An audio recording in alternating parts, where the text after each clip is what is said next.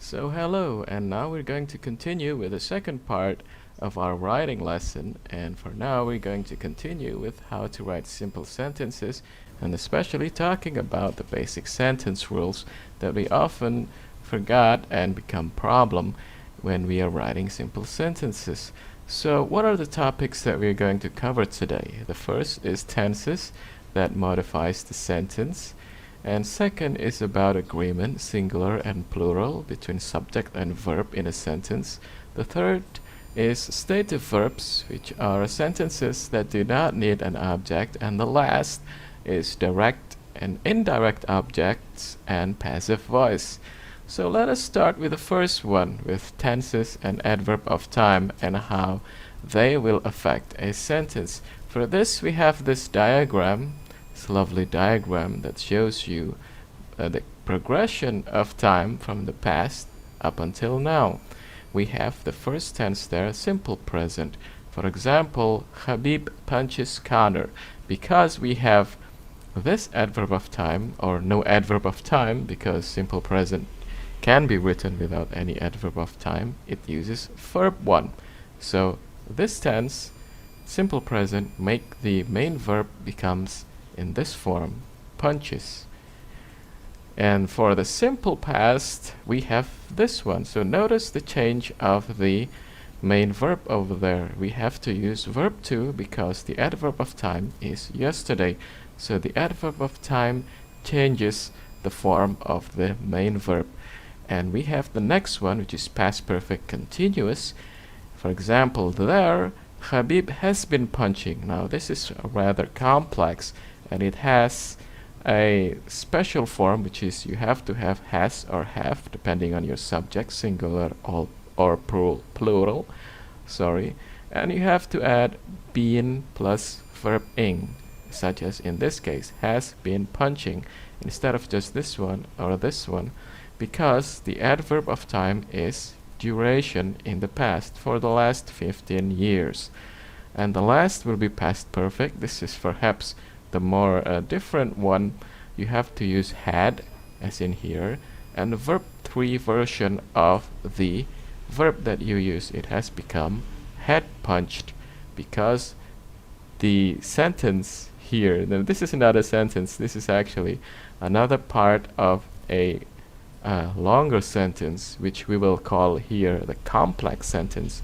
Because this shows time in this manner, it has to become something like this. Now this is just an overview of how the tenses modifies the main verb. We will not go deeper into this rabbit hole of tenses and how they can ruin your life.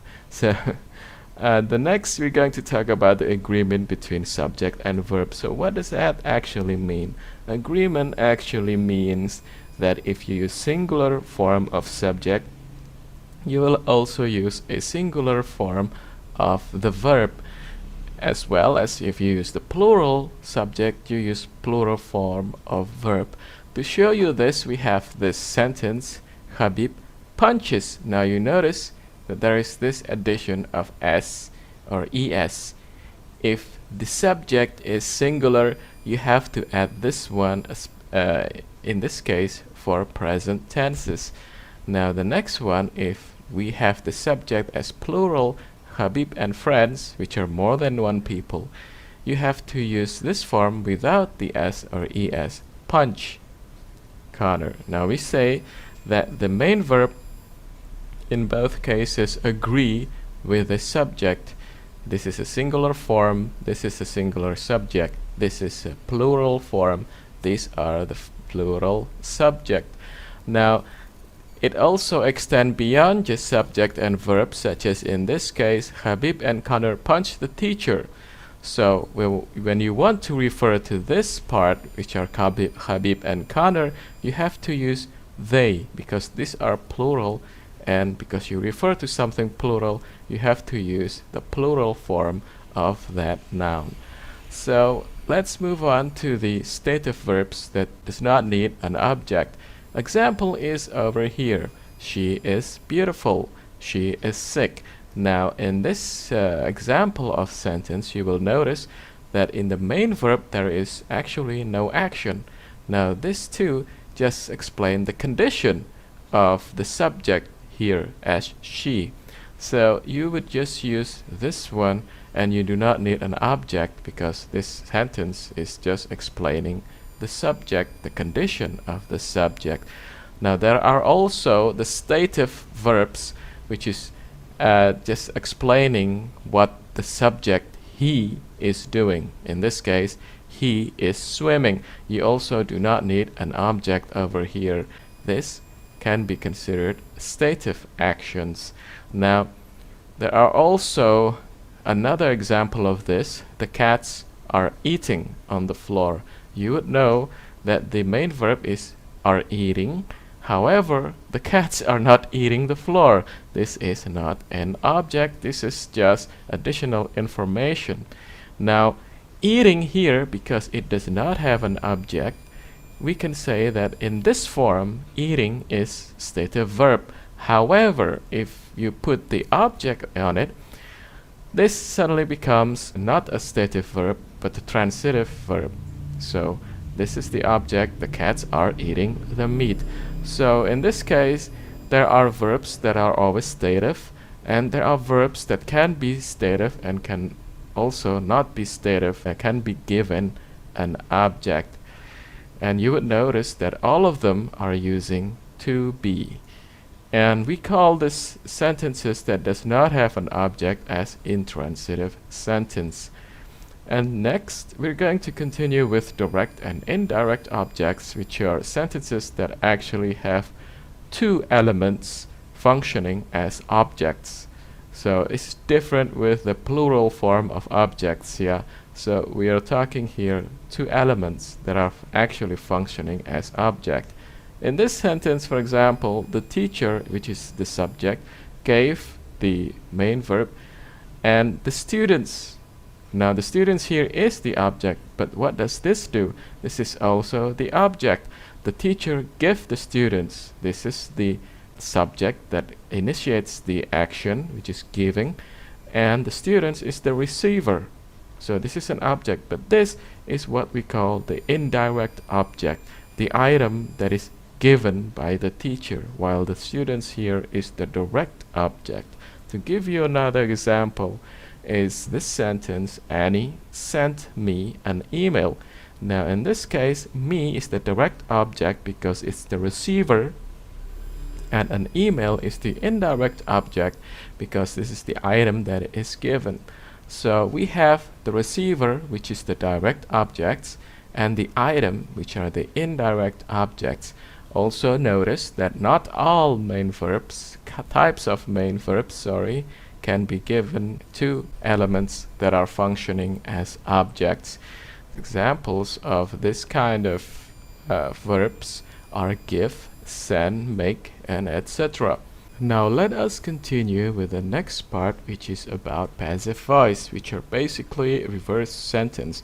So let's start with the sentence that we had a while ago, which is Habib punched Connor. Now Habib is the subject, he initiates the action, and Connor is the receiver of that punch, which is the main verb. Now what if we swap them around like that? The sentence that you have here is a different sentence with different meaning. If the first sentence means Habib punched Connor, now it's Connor punched Habib, and this is a different sentence. But what if we want to still make Habib as the subject and Connor as the object with that kind of order? We have to change the main verb. The main verb has to become something like this. Connor was punched by Habib. In this sentence, Habib is still initiates the action, and Connor is the receiver of that action. So first you have to add a to be and also a verb 3 form of that main verb. And also you should add by over here plus the subject in front of the subject. Now to give you another example why people want to make a passive voice is like this sentence, an email was sent. You can omit the subject in this case. We don't know who sent the email. There is just an email that was sent. An email is the object and was sent was the main verb. We know this is a passive voice because you use the to be and plus verb 3, which is sent. Now, we want to use the passive voice especially to give an emphasis on the object here. Connor really suffers from that punch by Habib. Connor is the first thing that is mentioned, so it is the focus in this sentence. As well as this one, we focus that the email was sent, so the emphasis can be on the verb and not on the subject because it is missing. So let us summarize what we have learned so far about the simple sentence writing and their sentence rules. This provides you some additional info about the rules in writing sentences that we often forgot and become problems. The first is that tenses depends on the adverb of time and it will influence the form of the main verbs of a sentence. The second is that there has to be an agreement in the terms of whether it is a singular or plural form between the subject and the verb. The third is that stative verbs and intransitive sentences do not require object. And the last one is the passive voice, which is a reversed form of subject and object, becomes object coming first before the subject. And these are all useful for you to check your sentences when you're trying to write a good sentence in English. So there are more than just simple sentences out there. For example, you can have more than one subject in this sentence. I like her, but she likes him. We call that compound sentences. Another example of that is I saw the old man and the old man saw me. Now these both are not simple sentences. We call them compound sentences. We also have complex sentences. I knew the old man who ate the apples. Now you will notice that the second part of this does not have a subject. So what happens there? We can also have even more, so to say, lengthy sentence like I like her, but she likes the person who ate the apples. I just combined some of the sentences to become these longer sentences. So how do we do that? What are the rules? So stay tuned to our next lesson and video about the compound and complex sentences. And I will see you on the next video. And thank you.